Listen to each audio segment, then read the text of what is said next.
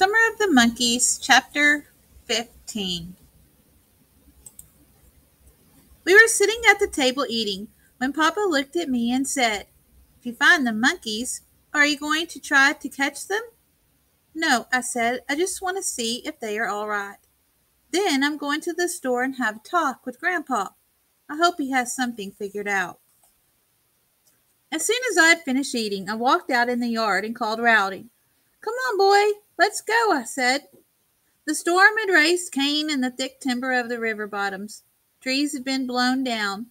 The game trail we were following was littered with broken limbs and leaves. Puddles of water were still standing in it. Several times Rowdy and I had to work our way around a big tree that had blown down across the trail.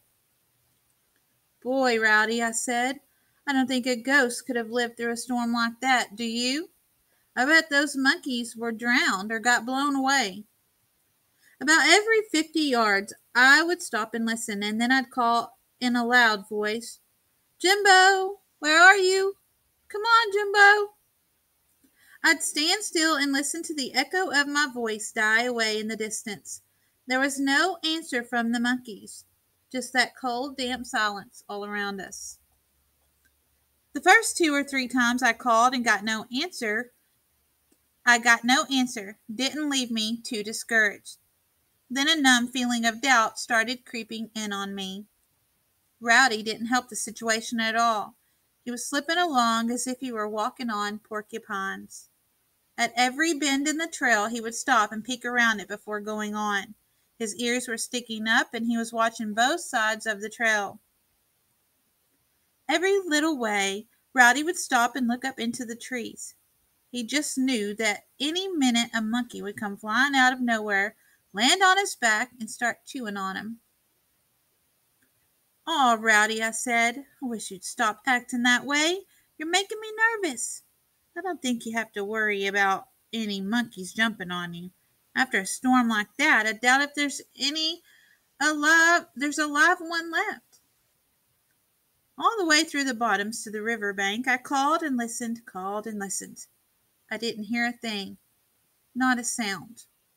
On reaching the river, Rowdy and I stopped to watch a mother duck and about a dozen little babies working around an old drift close to the bank. I could hear her talking to her little ones. She was teaching them how to find food around the drift. One little duck decided to do some exploring on his own. He didn't get 10 feet from his mother when he let out a peculiar quack that must have scared a little one half to death. With a baby quack, he scooted back so fast it looked like he was walking on top of the water. On reaching his mother, he shook his little tail as if it was on fire and he was trying to cool it off. I watched another little duck climb on his mother's back. He sat down and started scratching his neck with a tiny foot. Across the river on a sandbar, a big blue crane let out a loud squawk. With wings flapping and long legs dragging in the water, he took off down the river. Out in the middle of the river, a big old catfish rolled and boiled the water to a white foam. Instantly, the mother duck quacked her alarm and herded our babies into the shallows. She knew all too well that a baby duck would make a good meal for a big old catfish. Rowdy and I walked up the river bank for about 300 yards and then cut back through the bottoms. It was the same thing all over again. I called and got no answer. By the time we reached the rail fence around our fields, my doubts were getting stronger and stronger. "Rowdy," I said, "it sure looks like our luck has run out. I don't think there's a monkey around here anywhere. I guess something happened to them in the storm." The next thing that Rowdy and I tried wasn't easy. We followed a game trail until we were about halfway between our fields and the river. Then we left the trail and took off right through the middle of the bottoms. It was tough going through the thick underbrush. The ground was wet, muddy, and slick. Once my bare feet flew out from under me and I sat down so hard I grunted. Every now and then the underbrush was so thick that I couldn't make my way through it. I'd get down on my hands and knees and crawl until I could stand up again. Every time I shook a bush, water would shower down. All along the way I called and listened for the monkeys. The only thing I heard was my deep breathing, the thumping of my heart, and the panting of old Rowdy. Several times I tried to get Rowdy to go out on his own and do a little sniffing around, but he wouldn't do it. He wouldn't get 5 feet from me. Once I really got tough with him. I scolded him and even picked up a stick and made him believe I was going to whip him. Rowdy knew I was bluffing. He knew I would never hit him with a stick. He just whined a few times, sat down in the mud, and looked at me. In every way he could, Rowdy seemed to be saying, "If you want to go monkey hunting, that's all right with me. I'll even go along with you, but I'm not going hunting for those monkeys by myself." We worked our way through the bottoms for a good quarter of a mile. I kept calling and got no answer. Finally I gave up. Wet, cold, and very discouraged, I sat down on an old sycamore log and buried my face in my arms. Almost in tears, I started talking to myself. "All the monkeys are gone," I said. "I'll never see them again. I'll never have a pony or a gun. Not ever."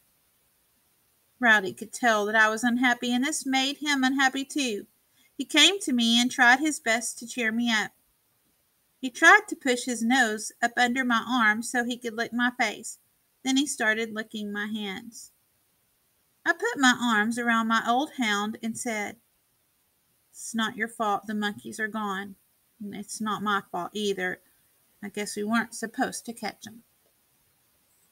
Feeling lower than I'd ever felt, I got to my feet and started for home. I hadn't taken 10 steps when I thought I'd heard something. I stopped and listened. I didn't hear a thing. I looked at Rowdy. Usually, if anything made a racket, Rowdy would hear it and he'd let me know. His ears would stand straight up and he'd point his nose in the direction of the sound. In a low voice I said, "Rowdy, I thought I heard something. Did you hear something?" If Rowdy had heard anything, he sure wasn't letting me know it. He was just sitting there on the cold ground looking at me and wagging his muddy tail. With his friendly old eyes he was trying to tell me, "No, I didn't hear anything. I wasn't listening for anything. Let's get out of these cold, wet bottoms and go home where it's warm and dry." I decided that I'd just imagined hearing something, and once again I started for home. I hadn't taken 3 steps when I heard the noise again. And this time there was no doubt I'd heard something. It was a low, whimpering cry and sounded like a small animal suffering. Rowdy had heard the noise too. His ears were sticking straight up and he was looking toward my right. I could see his nose twitching as he sniffed for the scent. "What was that, Rowdy?" I whispered. "It sure didn't sound like a monkey. It sounded more like a little animal that's been hurt. Let's see if we can find it. Maybe we can help it." Rowdy in the lead, we started working our way toward the sound. We had gone about 200 yards when I stopped again to listen. For several seconds I didn't hear a thing. Then I heard the low, pitiful cry. "Rowdy," I said in a whisper, "whatever that is, it must be suffering. I bet that storm blew down a den tree that had some baby coons in it and one of them got hurt." And again Rowdy and I started boring our way through the underbrush in the directions of the cry. We had worked our way to the bank of a deep washout when I stopped and listened. I heard the cry again and could tell that it was coming from down in the washout. Catching hold of a tall cane growing on the bank, I bent it down and used it like a rope to let myself down to the bottom. I could see a lot farther in the washout. No underbrush or trees grew there, just bunches of grass, cattails, and ferns. I stood still for a moment. When I didn't hear anything, I whooped. It was answered by the low cry. By the sound of it, I could tell that I was close to whatever was making it. I walked up the washout about 100 yards and stopped to listen. When I heard the cry that time, I almost jumped out of my britches. It was coming from right behind me. I turned around. At first I couldn't see anything. Then I saw a small pocket under the bank. Rushing water had made the hole a long time ago. Mumbling to myself, I said, "Whatever it is that's crying must be under the bank. That's the only place it could be."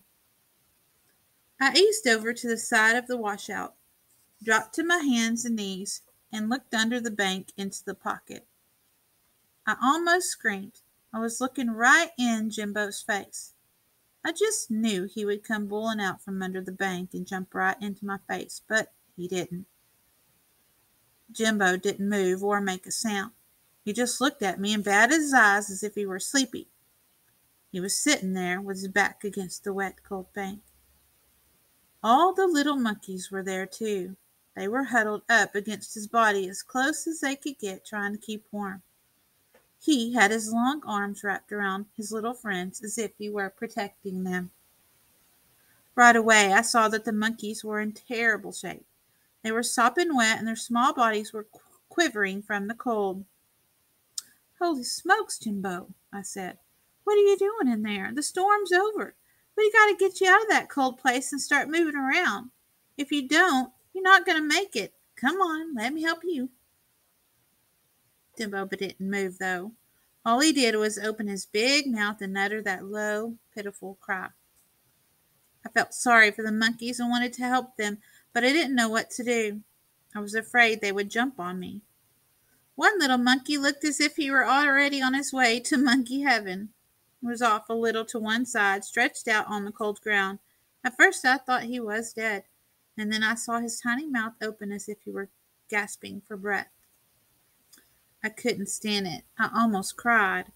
Before I realized what I was doing, I reached in, caught hold of the little monkey's hind legs, and pulled him up from under the bank. Taking my handkerchief, I started drying him off. I laid him down on his back and started rubbing and working his legs. I almost rubbed all the hair off that monkey, but I must have been doing a pretty good job because about 5 minutes later, the little fellow started moving. He even squeaked a few times. Still holding the little monkey in my arms, I eased over and started talking to Jimbo. "Come on, Jimbo," I said. "Bring your little friends and let's go down where the sun is shining. They can dry out there and get warm." Jimbo looked at me, then he looked at the little monkey I was holding in my arms. I started rubbing the little monkey and talking to it. "It looks like you're going to make it now, little fellow," I said. "It's a good thing I found you when I did." Jimbo must have realized that Rowdy and I meant him no harm. He came out from under the bank. The little monkeys started crying. They didn't want Jimbo to leave them. I saw the little monkey down on the ground. I set the little monkey down on the ground, and then I stood up and watched to see what would happen. Rowdy came over and started licking the little monkey with his warm tongue. The little monkey seemed to like it. He closed his eyes and let Rowdy wash him. For a few seconds, Jimbo stood there watching Rowdy. Then he did something that almost paralyzed me. He shuffled over to me, caught a hold of my overalls, climbed up into my arms, and laid his head on my shoulder. I swallowed a big lump that had crawled up in my throat and put my arms around his cold, wet body and started talking to him. "Everything will be all right, Jimbo," I said. "You don't have to worry. I'll take care of you. Let's get your little friends from under that bank and take them down to where the sun is shining so they can dry out and get warm." I set Jimbo on the ground, went over to the pocket and got down on my knees. I closed my eyes and gritted my teeth as I reached back under the bank and got a hold of a monkey. I just knew that some needle-sharp teeth would sink into my hand, but nothing happened. The monkeys must have been too cold and stiff. There was no bite left in them. Jimbo watched every move I made, but he made no effort to jump on me. He seemed to realize that I was trying to help his little friends. 5 times I reached under the bank and pulled out a little monkey. They were in worse shape than I had thought. They sat where I put them down, all humped up, crying and shivering. Talking to myself, I said, "I think that's about all I can carry at one time." Gathering the little monkeys in my arms, I started in a dog trot down the washout to a patch of sunshine I had noticed. Rowdy and Jimbo came with me. About 30 minutes later, I had all of them drying out in the sun. I had kept count as I made each trip with an armload of monkeys. I could hardly believe it. There were 28 of the little fellows, and Jimbo. That's 29 in all. In no time at all, the warm rays of the sun had the monkeys pretty well dried out. I picked up one little fellow and rubbed his fur with my hand. He was as dry as Grandma's yarn. The monkeys made no effort to bite either Rowdy or me. I couldn't understand it. In fact, they seemed to be happy that we were there. I could pick one up and pet it any time I wanted, and it wouldn't bite me. The storm and the terrible night must have had something to do with it. I was pretty sure if I could get Jimbo to go with me, I'd have no trouble with the little monkeys. They would follow him, and that would be just what I wanted. I decided I'd give it a try. Taking Jimbo's paw in my hand, I said, "Come on, Jimbo, let's go to the house. We have a good corn crib that's warm and dry, and I think you and your little friends will like it. It'll sure beat those cold, wet bottoms. You'll have plenty to eat, too, I promise you that." Jimbo must have understood me, or he had already made up his mind to come along willingly. He had no trouble at all. We climbed out of the washout and started down a game trail. I was afraid to look back to see if the little monkeys were following. If they didn't follow us, there was nothing I could do about it just then. Absolutely nothing. But we hadn't gone far when a little monkey came zipping by us. With his skinny tail high in the air, he took off down the game trail as fast as he could run. The first thing I knew, the monkeys were all around us, in the underbrush, on both sides of the trail, swinging through the trees and hopping along on the trail. They were following us. I couldn't help grinning to myself. "Boy, boy," I said in a low voice, "if my luck will just hold out, I'll have my pony and gun." I could almost feel them in my hands. I was within 100 yards of the house when Daisy came out on the porch. At first she stood there leaning on that old crutch of hers. I saw her close her eyes, shake her head, and then very slowly open her eyes again. She started yelling, "Mama, Mama, come and look, hurry, Mama, you won't believe it, Jayberry's coming home with 1,000 monkeys." I had never seen 29 monkeys grow into 1,000 so fast. Mama came flying out of the house. She had a tea kettle in her hand, and I saw her mouth open and thought she was going to say something, but she must have lost her voice because I didn't hear her say a thing. I really couldn't blame Mama for being so surprised at what she was saying.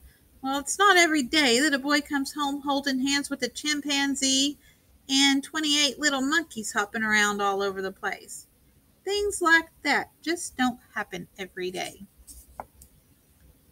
"Don't just stand there," I yelled. "Somebody go and open the corn crib door for me." Mama and Daisy started running at the same time. Mama still had the tea kettle in her hand. I had never seen my little sister run so fast. That old crutch of hers didn't seem to touch the ground at all. I saw Papa come to the door of the blacksmith shop. He must have been sharpening something because he had a file in his hand. For a second or two he just stood there, looking at me and all those monkeys. Then he dropped the file and came toward us in a long lope. Mom and Daisy were standing off to one side of the corn crib when I was walking up. I couldn't help but smile at the look on their faces. I could see that Mama wasn't looking at me. She had her eyes glued on Jimbo. She was still holding the tea kettle in her hand. "Jayberry," she said in a frightened voice, "that thing's not a monkey. It looks like a young gorilla. You be careful."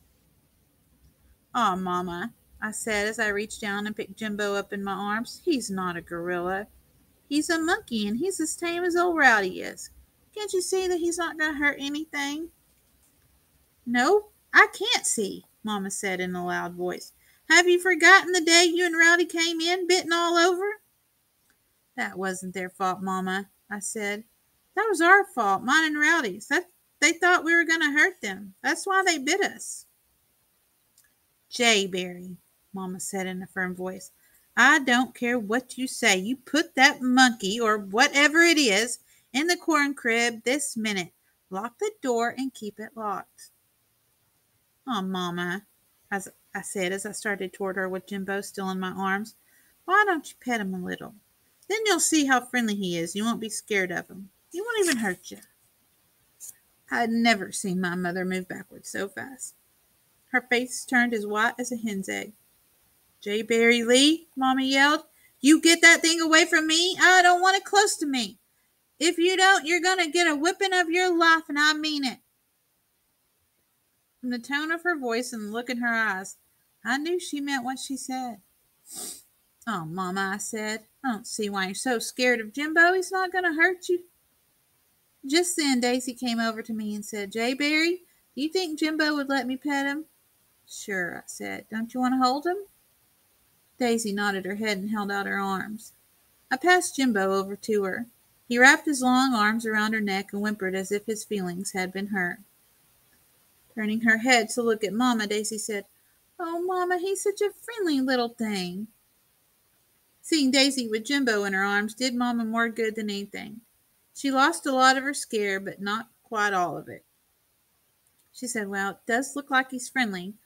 I didn't know monkeys got that big. Papa came over. How did you catch him? He asked. Couldn't have been very hard. You weren't down in the bottoms long. I can't understand it, Papa, I said. I didn't have any trouble at all. I think they wanted to be caught. They sure acted like they did.